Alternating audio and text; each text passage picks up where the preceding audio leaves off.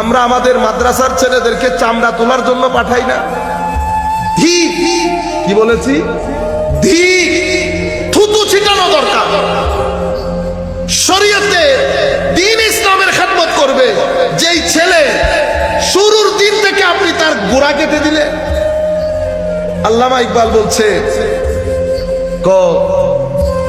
गला तो गोट दिया अहले मदरसा ने तेरा, कहां से आए सदा ला इलाहा इल्लल्लाह।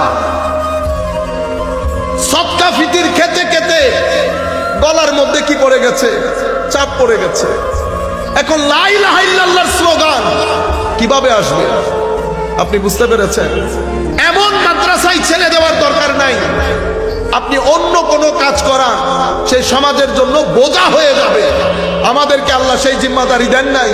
আল্লাহ বলছেন ওয়াল তাকুম মিনকুম উম্মাতুন